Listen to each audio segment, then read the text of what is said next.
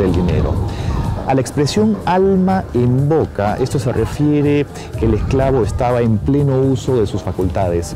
La expresión costal de huesos designaba a un esclavo que podría tener alguna enfermedad no conocida de la cual el vendedor no se hacía responsable. Y también se habla de marcas, y es que en esta época los esclavos eran marcados, como se hace hoy en día con el ganado.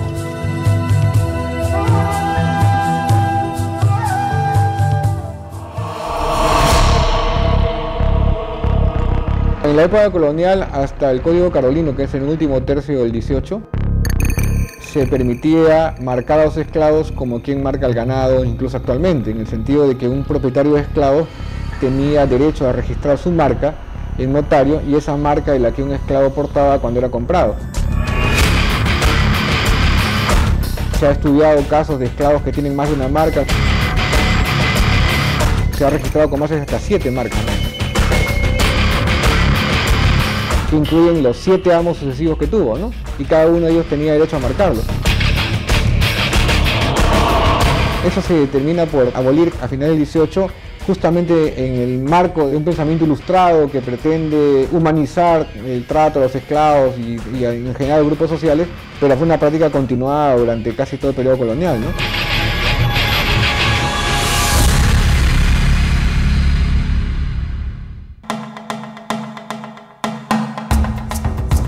Más allá de la compra-venta, los esclavos estaban sujetos a otro tipo de transacciones legales, como por ejemplo el alquiler, la cesión por herencia, la hipoteca, la cesión por dote y el canje.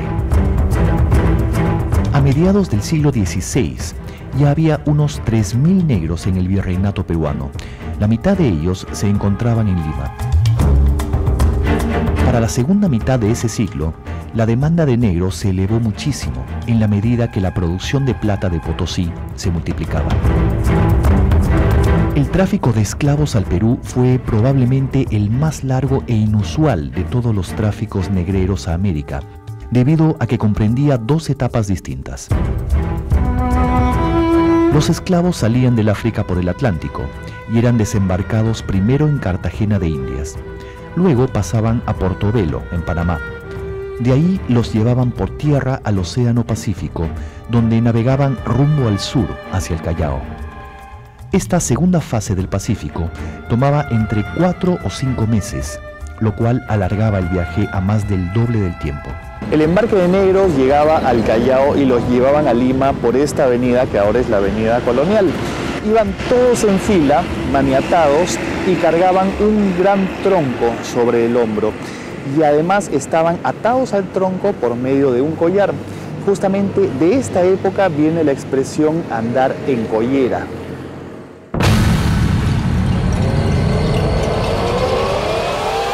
Una vez en Lima, los esclavos eran vendidos por todo el virreinato, desde el Alto Perú y Chile por el sur hasta Quito por el norte.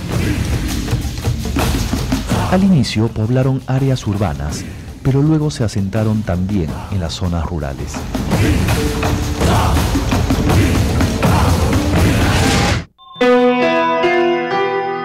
Atravesaban el Rímac por el viejo puente de palo que en ese entonces existía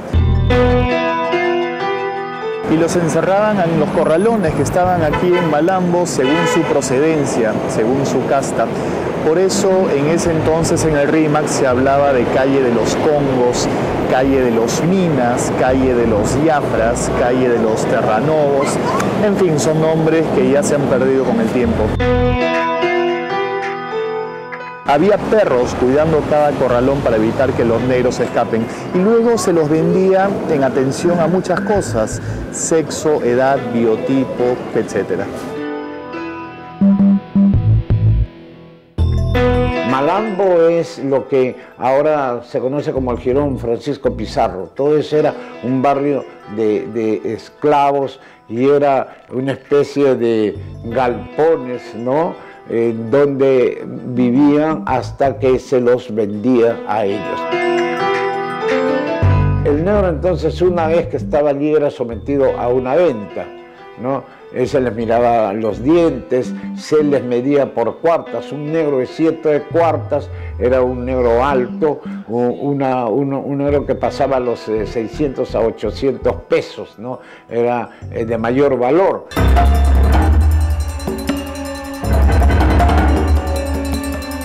En tiempos de la colonia, Lima era una ciudad con mucho movimiento de gente.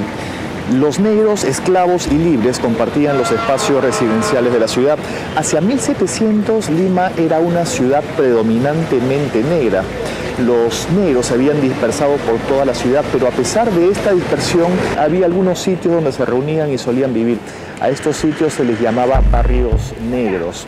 La parroquia de San Lázaro, aquí en el Rima, que incluía la famosa calle Malambo, es un buen ejemplo de residencia de negros, esclavos y libres.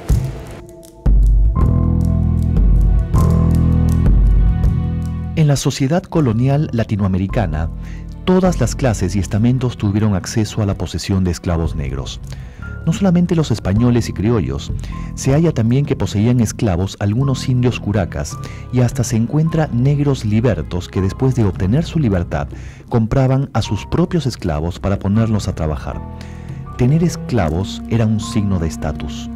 Según las leyes de la época, en el virreinato, los esclavos pertenecían a la jerarquía más baja, tanto racial, social y económica. Se les prohibió una serie de derechos y privilegios que estaban reservados solamente para la gente de origen europeo. Por ejemplo, en 1537, el Cabildo de Lima les prohibió usar cualquier prenda de oro o de seda. Y más adelante también se les prohibió tomar vino o chicha, andar a caballo, reunirse en grupo. E incluso se les prohibió ser enterrados en ataúdes.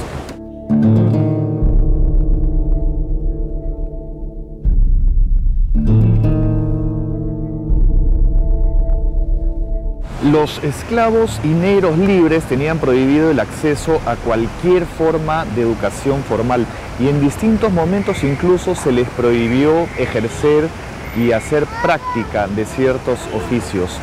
En 1551 se les prohibió incluso salir de la casa de sus amos después del toque de queda, portar armas o tener relaciones amorosas con indios o con indias.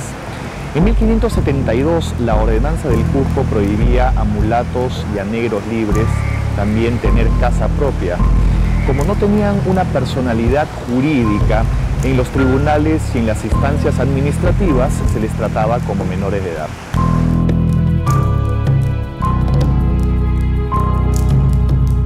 Podemos hablar de dos tipos de esclavitud, la esclavitud urbana y la rural. La mayor parte de los esclavos fue empleada en labores agrícolas. Las famosas plantaciones azucareras fueron un fenómeno masivo básicamente en el Caribe y en el Brasil. Pero también hubo en la costa peruana numerosas plantaciones modernas y eficientes, cuya producción estaba dirigida al mercado internacional. El motor de estas haciendas fue la mano de obra esclava.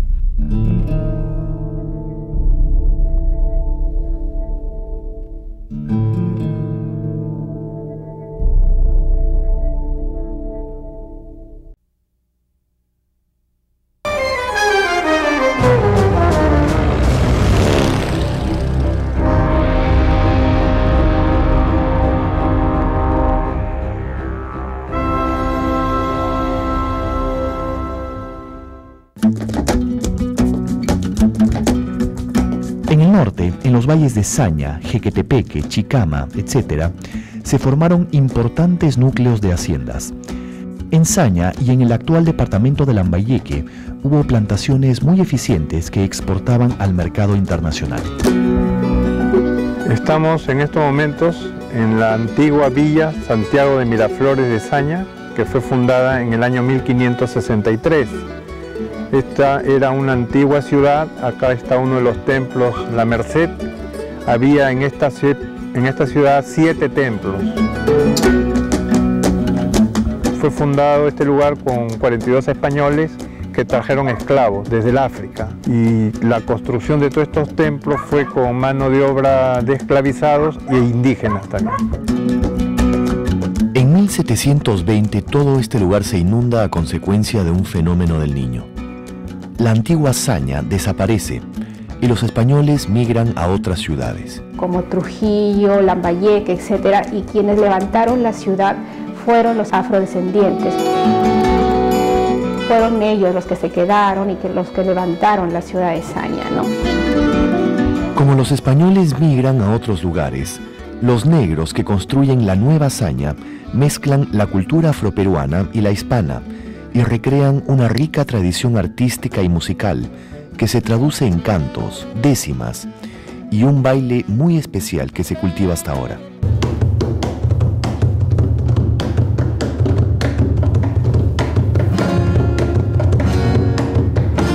Y dentro de toda esa multiplicidad de expresiones artísticas hay una que se llamaba baile tierra, que comprende música, canto y danza.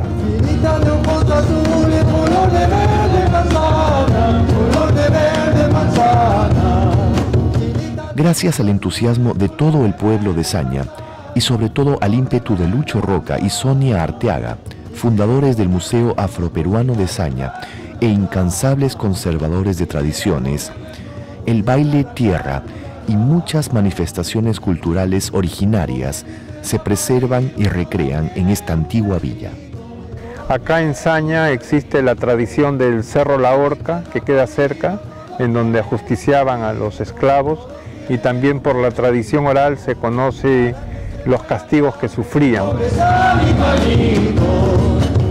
Y aquí se ha construido el Museo Afroperuano de Saña, en que se ha logrado reconstruir, recrear las formas antiguas de torturas como el cepo, y también están los grilletes, que son réplicas de los cepos que habían en la hacienda San José en Chincha. Bueno, estamos en la sala de arte, la denominamos así. Lo que exhibimos son diversidad de instrumentos musicales que fueron recreados en el Perú y en algunas partes de América para hacer la música.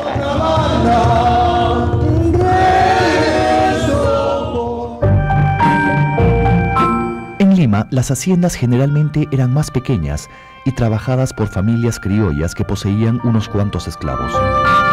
Aunque también en la capital, las instituciones religiosas poseían gran número de esclavos en el campo y trabajaban sus propiedades con mucha eficiencia económica. Los jesuitas eran grandes propietarios de haciendas trabajadas por esclavos. Llegaron a poseerlos por miles repartidos entre sus numerosas haciendas. Ellos fueron los más grandes propietarios de esclavos en el Perú colonial.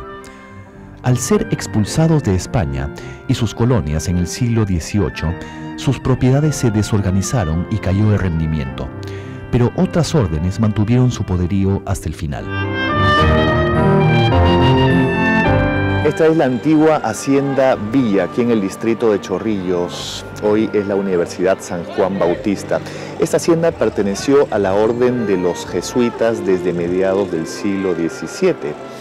Era una de las propiedades rurales más importantes de esta orden, y eso lo notamos por la arquitectura que queda, la antigua casa hacienda con sus amplios corredores y arquerías, y la imponente iglesia de un sobrio estilo neoclásico. En 1767 los jesuitas fueron expulsados y todas sus propiedades fueron confiscadas por la corona. En este sitio hubo mucha mano de obra esclava. En 1834 Flora Tristán visitó este sitio y se quedó impresionada por la cantidad de esclavos que aún había aquí. Los esclavos desempeñaban distintas funciones dentro de las haciendas. Si bien la mayoría de ellos hombres y algunas mujeres también trabajaban en los campos de cultivo, había otras tareas como por ejemplo el cuidado del ganado, limpieza, carpintería, venta de productos, transporte y el servicio doméstico aquí en la casa hacienda. Eran jornadas laborales agotadoras, muy intensas. Pero el grado de abuso variaba según muchos factores, según el sexo, según la edad, según